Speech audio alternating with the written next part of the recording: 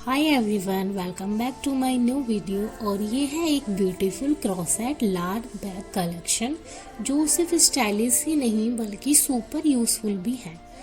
इस बैग का साइज इतना परफेक्ट है कि आप इसमें अपनी डेली एसेंशियल के साथ साथ एक्स्ट्रा सामान भी कैरी कर सकते हैं। स्ट्रॉन्ग क्रॉसेट स्टिचेस से बनाया गया है, बहुत ही लॉन्ग लास्टिंग है। जितना ये स्पेशियस है, देखने में लार्ज है लेकिन रियलिटी में बहुत ही लाइट वेट है, क्योंकि इसमें सॉफ्ट यॉन का यूज़ करके इसको बनाया गया है। बहुत ही यूनिक पैटर्न्स और कलर्स के साथ अवेलेबल है। ये जितने भी कलेक्शन आप देख रहे हैं ये सारे लेटेस्ट और ट्रेंडी हैं। अगर आपको भी क्रॉसेट लार्ज बैग पसंद है तो लेडी लूप्स को लाइक, शेयर और सब्सक्राइब कर लीजिए।